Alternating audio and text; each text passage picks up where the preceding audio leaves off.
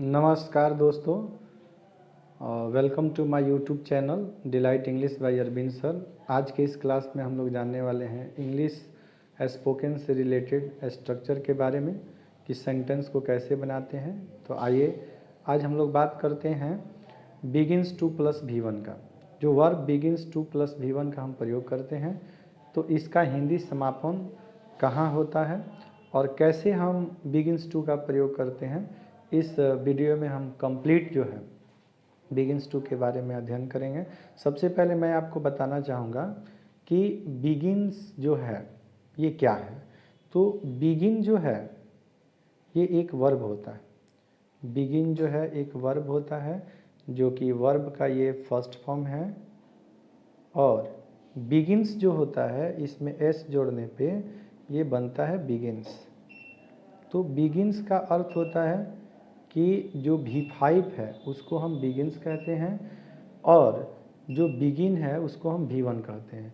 तो आइए हम जानते हैं कि कहाँ V1 लगता है, कहाँ V5 लगता है। जहाँ पे सिंगुलर सब्जेक्ट रहता है, ही रहता है, सी रहता है, इट रहता है या एक नाम रहता है, तो वहाँ पे हम बिगिंस टू प्लस V1 का प्रयोग करते हैं।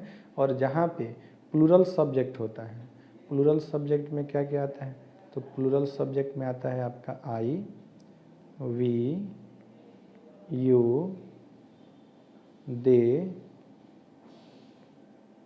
प्लूरल नाउन और more than one name, more than one name. More than one name को हम क्या कहते हैं, तो प्लूरल सब्जेक्ट कहते हैं।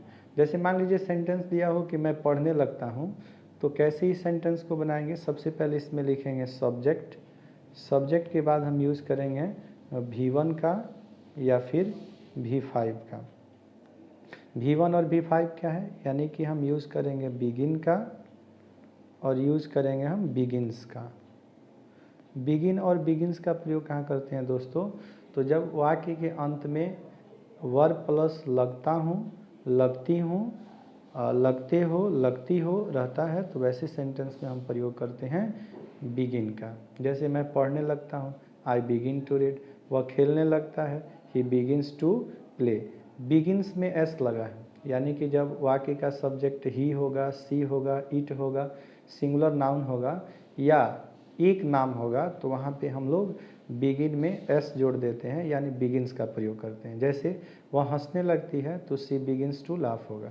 रीना मुस्कुराने लगती है, चूँकि रीना एक नाम है इसलिए इसके साथ हम V5 यूज़ करेंगे, बिगिन में एस लगाएंगे, तो रीना बिगिंस टू स्माइल। नूर हसन सोचने लगता है, तो नूर हसन एक लड़का का नाम है, तो बिगिंस टू थिंक हो जाएगा। रानी रोने लगती है तो रानी बिगिंस टू वीप हो जाएगा। अमित बात करने लगता है तो अमित बिगिंस टू टॉक हो जाएगा। वे लोग झगड़ने लगते हैं। यहाँ दोस्तों ध्यान दीजिए कि दे का अर्थ होता है वे लोग, और वे लोग एक से अधिक का बोध हो रहा है, इसलिए यहाँ पे हम एस का प्रयोग, बिगिन में एस का प्रयोग नहीं करेंगे। तो they begin to quarrel, each other का अर्थ होता है एक दूसरे से, वे लोग एक दूसरे से झगड़ने लगते हैं।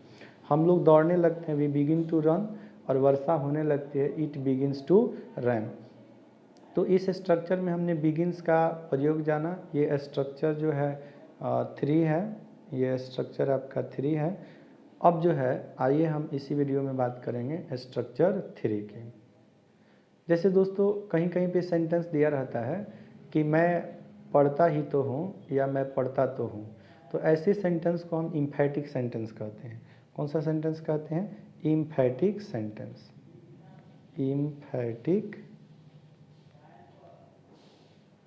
Emphatic sentence. इम्फेटिक सेंटेंस को हिंदी में जोरदार वाक्य कहते हैं। इम्फेटिक सेंटेंस को हिंदी में जोरदार वाक्य कहते हैं या बलदायक वाक्य कहते हैं। और इम्फेटिक सेंटेंस उस सेंटेंस को कहते हैं जिस सेंटेंस में या तो डू लगा हो, या फिर डज लगा हो, या फिर डिड लगा हो।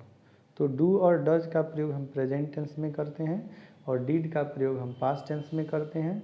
डू का प्रयोग जो है वो प्लूरल सब्जेक्ट के साथ होता है और डिड का प्रयोग जो होता है वह सिंगुलर सब्जेक्ट के साथ होता है। तो जैसे सेंटेंस दिया हो कि मैं पढ़ता ही तो हूँ, तो इंग्लिश में बोलेंगे आई डू रीड। संजीव पढ़ता ही तो है, तो संजीव डज। संजीव पढ़ाता ही तो है, तो संजीव डज टीच। रानी हंसती ही तो है, तो रानी डज लाफ हो जाएगा। अमित खेलता ही तो है, तो अमित डज प्ले हो जाएगा। निशा गाती ही तो है, तो निशा डज सिंग हो जाएगा। सुधीर पीता ही तो है, तो सुधीर डज ड्रिंक। यहाँ पे ड्रिंक का प्रयोग किया गया है। ड्रिंक जो वर्ब का फर्स्ट फॉर्म होता है, जिसका अर्थ होता है पीना। ब्रजेश अंग्रेजी बोलता ही तो है, तो ब्रजेश डज स्पीक इंग्लिश। नूर हसन झूठ बोलता ही तो है, तो नूर हसन डज टेल ए लाई। वह गाली देती ही तो है, तो ही डज एब्यूज होगा। और वीरेंद्र डिंग हाँकता ही तो है। याद रखिएगा दोस्तों, डिंग हाँकना को अंग्रेजी में बोस्ट कहते हैं, तो वीरेंद्र डज बोस्ट। तो इस चैप्टर में हमने इस वीडियो में हमने दो स्ट्रक्चर्स के बारे में जाने। एक बिगिन और बिगिन्स का प्रयोग, और दूसरा डू और डज प्लस V1 का प्रयोग। इस तरह का वीडियो पाने के लिए आप मेरे चैनल को सब्सक्राइब करें, बेल आइकन को प्रेस करें, और मुझे कमेंट करके बताएं आपको ये वीडियो कैसा लगा। मैं इस तरह का वीडियो स्पोकन से रिलेटेड इस चैनल पे, यूट्यूब चैनल पे डालता रहूँगा। बस आप मुझे एनकरेज करते रहें। Thank you for watching this video.